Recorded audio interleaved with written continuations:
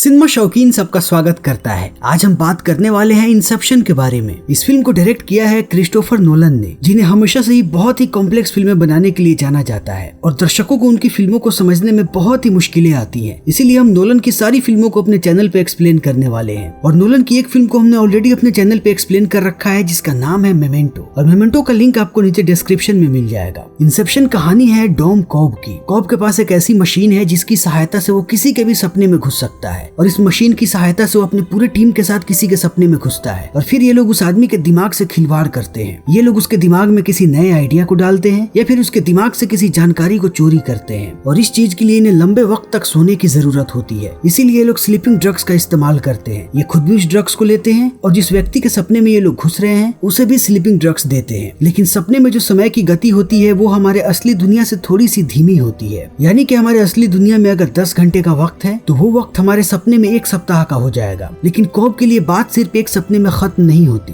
वो सपनों के भी कई सारे लेवल्स बनाता है। एक सपने में जाने के बाद वो दूसरे सपने का इजाद करता है ताकि उसे और भी ज्यादा वक्त मिल सके, क्योंकि सेकंड लेवल के सपने में 10 घंटे का वक्त हो जाता है 6 महीने का, और अगर ये लोग थर्ड लेवल के सपने में जाते हैं तो 10 घंटे का वक्त बन जाता है 10 साल का। और सपने में तीसरे लेवल के बाद है लिम्बो, जिसमें असली दुनिया का 10 घंटा बन जाता है लिम्बो में 100 साल। और लिम्बो से निकलना बहुत ही मुश्किल होता है, क्योंकि जो व्यक्ति लिम्बो में जाता है उसका शरीर असली दुनिया में कोमा में चला जाता है। इसीलिए इन्हें सपने के हर एक लेवल से निकलने के लिए झटके की जरूरत पड़ती है, और इनका झटका जितना तेज होगा उसी के साथ ये सपने से बाहर आ पाएंगे। और इन्हें हर एक लेवल के सपने में एक झटके की जरूरत पड़ती है, तभी ये लोग सपने से बाहर आ पाते हैं, वरना इनका दिमाग सपने के अंदर ही रह जाएगा और असली दुनिया में इनका शरीर बेकार हो जाएगा। कहानी की शुरुआत होती है और हम कॉब को देखते हैं, जो कि अभी समंदर के किनारे पड़ा हुआ है। और जैसे ही कॉब यहाँ पे अपनी आंखें खोलता है उसे अपने सामने 2 बच्चे नजर आते हैं, और ये दोनों बच्चे कॉब के ही हैं। तभी यहाँ पे कुछ लोग आते हैं जो कि कॉब को पकड़ लेते हैं और कॉब को एक बूढ़े आदमी के पास पकड़ के ले जाते हैं, जिसका नाम होता है साइतो। और साइतो जैसे ही यहाँ पे कॉब को देखता है वो कहता है कि मुझे लगता है कि मैंने तुम्हें कहीं देखा है और शायद मैं तुम्हें जानता हूँ। और अब यहाँ से कहानी जाती है फ्लैशबैक में, और हम कॉब को देखते हैं जो कि जवान है, और यहीं पे हमें साइतो भी नजर आता है और वो भी जवान है। और ये वही जगह है जहाँ पे हमने इन दोनों के बुढ़ापे को देखा था। और अब यहाँ पे कॉब साइतो को बता रहा होता है कि हमें अपने दिमाग और सपने की सुरक्षा करने की कितनी ज्यादा जरूरत है, क्योंकि अगर आपने अपने सपने को सुरक्षित नहीं रखा तो कोई भी आपके दिमाग के अंदर से जानकारियां चुरा सकता है। और इस मीटिंग में कॉब के साथ उसका साथी होता है जिसका नाम है आर्थर। और कॉब की सारी बातों को सुनने के बाद साइतो कहता है कि मुझे इस बारे में सोचने के लिए थोड़ा वक्त चाहिए। और इतना कहने के बाद साइतो यहाँ से चला जाता है और अब कॉब और आर्थर बातें करने लगते हैं। तभी अचानक यहाँ पे एक लड़की आती है जिसका नाम है मेल, और मेल कॉब की पत्नी है जो कि बहुत ही पहले मर चुकी है। इसीलिए मेल को देखने के बाद आर्थर कहता है कि ये यहाँ पे क्या कर रही है, क्योंकि अभी ये लोग सपने के अंदर है और सपने के अंदर जितनी भी चीजें होती है उन्हें डिजाइन किया जाता है, और मेल को इस सपने के अंदर डिजाइन नहीं किया गया था। लेकिन ये कॉब की दिमाग की उपज है कि मेल यहाँ पे है, इसीलिए कॉब कहता है कि मैं इसे संभालता हूँ। और इतना कहने के बाद वो मेल को लेकर के यहाँ से जाने लगता है, और मेल कहती है कि क्या तुम मुझे मिस करते हो। और मेल अपने दोनों बच्चों के बारे में भी पूछती है, और कॉब कहता है कि सब लोग ठीक हैं। और इतना कहने के बाद वो मेल को बांध देता है, और उसे बांधने के बाद खुद बालकनी से नीचे उतर जाता है। और अब कॉब अपने काम को पूरा करने लगता है जिस काम के लिए वो यहाँ पे आया हुआ है। वो दरअसल एक जानकारी को चुराने के लिए यहाँ आया हुआ है। इसीलिए कॉब अब एक लॉकर के पास जाता है और उसके अंदर से एक पार्सल निकालता है, और वो जैसे ही पार्सल को खोलने वाला होता है तभी यहाँ पे मेल फिर से आ जाती है, और इस बार उसने आर्थर को पकड़ रखा है। और मेल यहाँ पे अपने साथ साथ साइतो को भी लाई है, और उसने साइतो को पूरी बात बता दी है। इसीलिए साइतो अब कॉब को कहता है कि अभी के अभी वो लिफाफा मुझे दे दो, और कॉब उसे लिफाफा दे देता है। तभी साइतो कहता है कि मुझे भली भांति ये बात पता है कि मैं अभी सपने के अंदर हूँ और मैं अपने सपने को सुरक्षित रख सकता हूँ। लेकिन अब मेल यहाँ पे आर्थर के पैर में गोली मार देती है और आर्थर दर्द से कराहने लगता है, और कॉब जान जाता है कि ये जब तक मरेगा नहीं तब तक इसका सपना टूटेगा नहीं, और ये दर्द से ऐसे ही कराहता रहेगा। इसीलिए अब कॉब यहाँ पे आर्थर के सर में गोली मार देता है और आर्थर नींद से जग जाता है। और आर्थर को हम एक अपार्टमेंट में देखते हैं जहाँ पे उसने मशीन से सारे लोगों को जोड़ रखा है, और ये अपार्टमेंट किसी और का नहीं बल्कि खुद साइतो का है। और अब हम सपने के अंदर फिर से कॉब को देखते हैं जो उस लिफाफे के अंदर के पेपर को पढ़ने की कोशिश कर रहा है, क्योंकि उसने साइतो को गलत लिफाफा दिया था। लेकिन अब ये पूरी जगह तबाह हो रही है क्योंकि ये सपना आर्थर का था, और अब आर्थर जग चुका है। इसीलिए इस सपने की बुनियाद टूट चुकी है और ये पूरा घर गिरते जा रहा है, और इसी घर के अंदर साइतो दब के मर जाता है। और अब कॉब उस पेपर को पढ़ने की कोशिश कर रहा है, लेकिन उसे वहाँ पे काली काली लाइनें दिखाई पड़ रही हैं, इसीलिए वो इस पेपर को नहीं पढ़ पा रहा है। तभी हम इनके समूह के तीसरे साथी को देखते हैं जिसका नाम है नैश, और अब वो कॉब को झटका देना चाहता है क्योंकि इस सपने में से बाकी 2 लोग बाहर निकल चुके हैं। इसीलिए वो कॉब को पानी के टब में फेंक देता है, और इस पानी का भूचाल हमें सपने में भी देखने को मिलता है। और सपने के अंदर वो पूरी बिल्डिंग तबाह हो जाती है जिसके अंदर कॉब था, और अब कॉब भी जग जाता है। और अब सारे के सारे लोग जग चुके हैं, लेकिन साइतो ने चुपके से अपने तकिए के नीचे से एक बंदूक निकाल ली है और अब वो जैसे ही आर्थर पे बंदूक तानता है, कॉब उसे धक्का दे देता है और पूछने लगता है कि मुझे अभी के अभी बताओ कि उन पेपर्स में क्या लिखा है। लेकिन साइतो के नीचे गिरते ही उसकी नजर पड़ती है अपने घर के कालीन पे और वो कालीन को देखते ही कहता है कि मेरे घर पे ऐसी कालीन नहीं है। और यहाँ पे साइतो को ये बात समझ में आ जाती है कि इन लोगों ने 2 लेवल्स के सपने को डिजाइन किया था, यानी कि अभी भी वो सपने के अंदर है। तभी इस बिल्डिंग के बाहर हमें एक बहुत बड़ा दंगा देखने को मिलता है और फिर हमारे सामने असली दुनिया का दृश्य आता है और यहाँ पे हम इन सारे लोगों को एक ट्रेन में सोए हुए देखते हैं और अभी ये सारे लोग नैश के सपने के अंदर है और इन लोगों ने यहाँ पे एक आदमी को छोड़ रखा है ताकि वो समय पे इन्हें जगा दे। इसीलिए अब वो आदमी नैश को जगाने की कोशिश करने लगता है क्योंकि इनका समय खत्म हो चुका है। और ये आदमी जैसे ही नैश के कानों पे हेडफोन लगाता है, नैश उठ जाता है और नैश के साथ बाकी सारे लोग भी उठ जाते हैं और वो देखते हैं कि साइतो भी अब जल्दी ही जगने वाला है। इसीलिए सारे लोग यहाँ से भाग जाते हैं क्योंकि इनका मिशन फेल हो चुका है। साइतो समझ गया था कि वो सपने के अंदर है, इसीलिए अब ये सब लोग यहाँ से भाग गए। और अब कॉब जैसे ही घर पहुँचता है, वो अपने जेब के अंदर से एक छोटी सी लट्टू निकालता है और उसे टेबल पे घुमाने लगता है क्योंकि इसी चीज को देखने के बाद कॉब को पता लगता है कि ये असली दुनिया है या फिर सपनों की दुनिया है। और कॉब यहाँ पे इस चीज को समझने के लिए एक लट्टू का इस्तेमाल करता है और ऐसे ही बहुत सारी चीजें उन सारे लोगों के पास है जो भी इस सपने के अंदर जाते हैं और ये सारे लोग ऐसी चीजों को टोटेम कहते हैं। अब सवाल ये है कि आखिर ये लट्टू कॉब के लिए कैसे काम करती है। जब भी कॉब इस लट्टू को सपने में घुमाता है तो ये लट्टू घूमती ही रह जाती है, वो कभी भी रुकती नहीं है। लेकिन असली दुनिया में जब वो इस लट्टू को घुमाता है तो एक वक्त के बाद वो रुक जाती है और गिर जाती है। और कॉब का ये काम चल ही रहा होता है, तभी उसे एक कॉल आता है और एक कॉल होता है कॉब के बच्चों का। और कॉब अपने बच्चों से तब से दूर है जब उसकी पत्नी जिंदा थी और इसके बच्चों को पता भी नहीं है कि इनकी माँ मर चुकी है। और अपनी पत्नी के मरने के बाद से कॉब अपने बच्चों से नहीं मिला क्योंकि कॉब पे ये केस चल रहा है कि उसने ही अपनी बीवी को मारा है। इसीलिए अब कॉब अमेरिका सरकार से भाग रहा है और वो अमेरिका के अंदर नहीं जा सकता। और आखिर कॉब की पत्नी कैसे मरी, इसके बारे में हमें कहानी में आगे पता चलेगा। और अब कॉब अपने दोस्तों के साथ यहाँ से निकलने लगता है और वो जैसे ही छत पे जाता है हेलीकॉप्टर में बैठने के लिए, तभी वो देखता है कि हेलीकॉप्टर के अंदर साइतो बैठा हुआ है और साइतो के आदमी नैश को पकड़ करके यहाँ से ले जाते हैं। और अब साइतो कॉब को पूरी बात बताता है और कहता है कि तुम्हें पता है कि मेरे दिमाग से जानकारी चुराने का काम तुम्हें किसने दिया था। वो काम तुम्हें खुद मैंने दिया था क्योंकि मैं तुम्हारी काबिलियत देखना चाहता था और तुम्हारे काम को देखने के बाद मैं समझ चुका हूँ कि सिर्फ तुम ही मेरा काम कर सकते हो। मेरा एक बिजनेस कंपटीटर है जिसका नाम है मॉरिस फिशर और वो अपनी आखिरी सांसें ले रहा है, लेकिन उसके मरने के बाद उसके बिजनेस को उसका बेटा चलाने लगेगा जिसका नाम है रॉबर्ट फिशर। और उनका बिजनेस जिस तरीके से चल रहा है उस तरीके से वो जल्दी ही मेरे बिजनेस को खत्म कर देंगे। इसीलिए मैं चाहता हूँ कि तुम रॉबर्ट फिशर के दिमाग में इस आइडिया का इजाद करो कि वो अपनी जिंदगी में अपना कुछ नाम बनाए और वो अपनी पिता की कंपनी को छोड़ दे और धीरे धीरे करके वो उस कंपनी को बर्बाद कर दे ताकि साइतो का कंपटीटर ही खत्म हो जाए। लेकिन इस बात को सुनने के बाद कॉब कहता है कि ये काम बहुत ही मुश्किल है। मैं लोगों के दिमाग से आइडिया को तो चुरा सकता हूँ, लेकिन उनके दिमाग में आइडिया को इजाद करना बहुत ही मुश्किल काम है। लेकिन साइतो कॉब के बारे में हर एक चीज जानता है और वो जानता है कि कॉब की जिंदगी में सबसे महत्वपूर्ण चीज क्या है। इसीलिए साइतो कॉब से कहता है कि अगर मैं चाहूँ तो तुम्हारे ऊपर जितने भी आरोप लगे हैं मैं उन सारे आरोपों को खारिज करवा सकता हूँ और तुम अपने बच्चों से मिलने अमेरिका जा पाओगे। तो अब ये तुम्हारा निर्णय है कि तुम अपने बच्चों से मिलना चाहते हो या फिर जिंदगी भर ऐसे ही पश्चाताप में अपनी जिंदगी बिताना चाहते हो और अपने बच्चों को दूर से ही याद करना चाहते हो। तभी साइतो कहता है कि अपने टीम को बनाना शुरू करो, हम जल्दी ही दोबारा मिलेंगे। और अब कॉब अपनी टीम बनाने के लिए निकल पड़ता है और वो सबसे पहले मिलता है प्रोफेसर स्टीवन माइल्स से। माइल्स कॉब के टीचर हैं और उसके साथ साथ इसके ससुर भी हैं। और कॉब यहाँ पे माइल्स को पूरी बात बताता है कि जब से मेल मरी है उसके लिए बहुत सारी परेशानियां खड़ी हो चुकी हैं। वो अब सपने में कुछ भी करता है तो वहाँ पे मेल आकर के सारी चीजों को तबाह कर देती है और इसीलिए कॉब को एक नई आर्किटेक्ट की जरूरत है क्योंकि वो एक नया मिशन शुरू कर रहा है और उसके पुराने आर्किटेक्ट नैश को साइतो ने पकड़ रखा है। फिर यहाँ पे माइल्स कॉब को मिलवाता है अपने सबसे होनहार विद्यार्थी से जिसका नाम है एरियाडने। और अब कॉब एरियाडने का टेस्ट लेना शुरू करता है। वो उसे सपनों में लेकर के जाता है और उसे दिखाता है कि सपने में चीजें कितनी जल्दी तबाह हो सकती हैं। और वो एरियाडने को एक पूरा कॉफी शॉप बर्बाद करके दिखाता है क्योंकि एरियाडने आज से पहले कभी भी सपने में नहीं आई है। और अब यहाँ पे एरियाडने बहुत ही जल्दी चीजों को सीख रही होती है क्योंकि उसे पहले से आर्किटेक्चर आता है। उसे यहाँ पे बस अपने दिमाग पे थोड़ा नियंत्रण रखना है। और फिर एरियाडने यहाँ पे काम करने लगती है और वो एक पूरा का पूरा रास्ता बनाती है जिसे देखते ही कॉब कहता है कि असली दुनिया की चीजों से जितना दूर रहो उतना सही है क्योंकि अगर तुमने उन जगहों को बनाया जहाँ पे तुम रहते हो या फिर जहाँ से जाते हो तब तुम सपनों की दुनिया में उलझे रह जाओगे और सपने और हकीकत में अंतर नहीं समझ पाओगे। और अब इन दोनों की बातें चली रही होती है तभी अचानक यहाँ पे फिर से मेल आ जाती है और वो एरियाडने को मार देती है और फिर एरियाडने की नींद खुल जाती है और उसका ये पहला अनुभव बहुत ही डरावना रहता है। लेकिन एरियाडने ने कॉब को प्रभावित किया है इसीलिए वो कॉब को अपनी टीम में शामिल कर लेता है और उसे सारी चीजों के बारे में बताने लगता है और उसे वो मशीन भी दिखाता है जिस मशीन का इस्तेमाल करके ये लोग सपने के अंदर जाते हैं क्योंकि इसी मशीन की मदद से एक सपने में बहुत सारे लोग एक साथ जाते हैं। और कॉब कहता है कि मिलिट्री वालों ने इस मशीन को बनाया था लेकिन अब हम लोग भी इस मशीन का इस्तेमाल कर रहे हैं। और अब एरियाडने को अपने टीम में शामिल करने के बाद कॉब पहुंचता है एक दूसरे आदमी के पास। इस आदमी का नाम है एम्स, और एम्स सपने में किसी का भी रूप लेने में माहिर है, इसीलिए कॉब इसे भी अपने गिरोह में शामिल करता है। और फिर अंत में कॉब पहुंचता है यूसुफ नाम के एक आदमी के पास, क्योंकि यूसुफ इन्हें ऐसी स्लीपिंग ड्रग्स देगा जो इन्हें 10 घंटे तक नींद में रखेगी। इसीलिए कॉब यूसुफ को भी अपने समूह में शामिल करता है। और अब कॉब को जितने लोगों की जरूरत थी उसे सारे लोग मिल चुके हैं, इसीलिए ये लोग अपनी योजना बनाने लगते हैं और अपनी प्रैक्टिस को शुरू कर देते हैं। और अंत में ये लोग निश्चय करते हैं कि ये लोग 3 लेवल के सपने में जाएंगे कि इन्हें ज्यादा से ज्यादा वक्त मिल सके, क्योंकि रियलिटी में इनके पास तकरीबन 10 घंटे का वक्त होगा, जो कि पहले सपने में तकरीबन 1 सप्ताह होगा, और दूसरे सपने में 6 महीने, और तीसरे सपने में कहीं 10 साल। और अगर ये लोग 3 लेवल के सपने को डिजाइन करेंगे तभी इनके सक्सेस होने के चांसेस ज्यादा हैं। अगर कोई समस्या भी होती है तभी ये लोग सारी चीजों को संभाल लेंगे, क्योंकि इनके पास पर्याप्त समय होगा। लेकिन मल्टी लेवल के सपने में बहुत समस्याएं होती हैं, खास करके जगने में, क्योंकि सपने के जितने लेवल्स होते हैं उतने लेवल्स में उन्हें उतने बड़े झटके की जरूरत पड़ती है। और इस बार इन्हें और भी ज्यादा सतर्क रहना पड़ेगा, क्योंकि इस बार इनकी नींद की दवाई बहुत ही तगड़ी है। तभी इन्हें खबर मिलती है कि रॉबर्ट के पिता की डेथ हो गई है, और यही समय है जब रॉबर्ट अपने पिता की डेड बॉडी को लेकर के यहाँ से जाएगा, और उसे अपने घर पहुंचने में 10 घंटे का वक्त लगने वाला है। और इसी 10 घंटे में इन्हें सारी चीजें करनी है, इसीलिए अब ये लोग जाने की तैयारी करने लगते हैं। और अब इनके साथ साइतो भी होता है, वो भी इनके साथ सपने के अंदर जाएगा। और फ्लाइट में बैठने के जस्ट थोड़े समय के बाद कॉब बड़ी ही चालाकी के साथ रॉबर्ट के ड्रिंक में वो दवाई मिला देता है जो उसे गहरी नींद में लेकर के जाएगी, और रॉबर्ट जल्दी ही गहरी नींद में चला जाता है। फिर सारे लोग उस मशीन को स्टार्ट करते हैं और सब लोग नींद में जाने की तैयारी करने लगते हैं। इस प्लेन के सारे लोग साइतो से मिले हुए हैं, यहाँ तक कि इस फ्लाइट के एयर होस्टेस भी। इसीलिए अब सारे लोग एक साथ पहुंचते हैं सपने के पहले लेवल में। लेकिन यहाँ आते ही इन पे हमला हो जाता है, क्योंकि रॉबर्ट ने भी अपने सपने को सुरक्षित रखा है, इसीलिए सपने में उसे कुछ लोग प्रोटेक्ट कर रहे हैं। और अब यहाँ पे वो सारे लोग कॉब की टीम पे हमला कर देते हैं, और यहाँ पे बहुत देर तक गोलीबारी होती है, और इसी गोलीबारी में साइतो को गोली लग जाती है। और अब कॉब बहुत ही ज्यादा डर जाता है, और वो सारे लोगों को कहता है कि अब हमें बहुत ही ज्यादा संभल के रहना पड़ेगा, क्योंकि अगर यहाँ पे हमें गोली लगती है और अगर हम धीरे धीरे मरते हैं तो हम लिम्बो में जा सकते हैं, जो कि बहुत ही ज्यादा खतरनाक हो सकता है। इसीलिए अब ये सब लोग एक साथ रहते हैं और वो रॉबर्ट को पकड़ लेते हैं। और रॉबर्ट को पकड़ते ही इम्स रॉबर्ट के गॉडफादर पीटर ब्राउनिंग का रूप ले लेता है, और रॉबर्ट से कहता है कि तुम्हें बिल्कुल अपने पिता की तरह नहीं बनना चाहिए, तुम्हें अपनी अलग पहचान बनानी चाहिए। अब समय आ चुका है कि तुम अपने पिता के छाया से बाहर निकलो और खुद की अपनी पहचान बनाओ। और अब इसके बाद सारे लोग वैन में बैठ करके यहाँ से निकल जाते हैं, और अब इसी वैन में यूसुफ सबको स्लीपिंग ड्रग्स देता है और सबको भेजता है सपने के दूसरे लेवल में। और जब ये लोग एक और सपने के अंदर जाते हैं तब हम कॉब को देखते हैं, जो कि रॉबर्ट के पास जाता है और कहता है कि हम आपके अंतर्मन की रक्षा करेंगे, क्योंकि हम ये काम बहुत वर्षों से करते आ रहे हैं। और अब यहाँ पे कॉब बताता है कि जो आपके गॉडफादर हैं पीटर ब्राउनिंग, वो सच में आपके बारे में क्या सोचते हैं, इस बारे में आपको जानना चाहिए। और अगर आप चाहें तो हम उनके सपने में आपको लेकर के जा सकते हैं, जहाँ आप पूरी सच्चाई जान सकते हैं। और अंततः रॉबर्ट भी इस बात के लिए मान जाता है। फिर कॉब उसे एक होटल रूम में लेकर के जाता है, जहाँ पे रॉबर्ट पीटर ब्राउनिंग को देखता है, और उसे पता लगता है कि ब्राउनिंग उसी की कंपनी के साथ गद्दारी कर रहा है। और आखिर ब्राउनिंग ऐसा क्यों कर रहा है, इस चीज को जानने के लिए कॉब कहता है कि हमें ब्राउनिंग के दिमाग में जाना पड़ेगा। लेकिन रॉबर्ट को ये बात पता नहीं कि ये ब्राउनिंग नहीं बल्कि एम्स है, और ये लोग ब्राउनिंग के सपने में नहीं बल्कि आर्थर के सपने में जा रहे हैं। और अब ये लोग पहुंचते हैं तीसरे लेवल के सपने में, लेकिन उससे पहले इन लोगों ने दूसरे लेवल वाले सपने में एक बॉम्ब लगा रखा है, ताकि इन सबको समय पे झटका मिल सके और ये लोग इस सपने से बाहर निकल सके। और अब तीसरे लेवल के सपने में ये लोग पहुंचते हैं एक बर्फीले जगह पे, जहाँ पे एक बड़ी सी बिल्डिंग है और ये एक हॉस्पिटल है। और अब यहाँ पे कॉब रॉबर्ट से कहता है कि आपको एक सेफ हाउस में जाना है, और वहीं पे आपको अपने पिता मिलेंगे, और वहाँ पे आपको पूरी सच्चाई पता चलेगी कि आखिर ब्राउनिंग आपसे गद्दारी क्यों कर रहा है। और अब रॉबर्ट जैसे ही अपने पिता के पास जाने वाला होता है, तभी यहाँ पे मेल आ जाती है और वो रॉबर्ट को गोली मार देती है, और यहीं पे रॉबर्ट की मृत्यु हो जाती है, जिससे अब सारी चीजें खराब हो जाती है, क्योंकि अब रॉबर्ट लिम्बो में जा चुका है और रॉबर्ट अकेला लिम्बो से बाहर नहीं आ सकता। इसीलिए कॉब निश्चय करता है कि वो अरियाडनी के साथ वो भी लिम्बो के अंदर जाएगा और वहाँ से वो रॉबर्ट को ढूंढ के लाएगा। इसीलिए अब ये दोनों फिर से स्लीपिंग ड्रग्स लेते हैं और पहुंचते हैं लिम्बो में। और लिम्बो का नजारा देखने के बाद अरियाडनी बहुत ही ज्यादा परेशान हो जाती है, क्योंकि यहाँ की सारी चीजें बहुत ही ज्यादा डरावनी लगती है। तब कॉब बताता है कि यहाँ की सारी चीजों को मैंने और मेल ने डिजाइन किया था। फिर हमने असली दुनिया में गहरी नींद की दवाई ली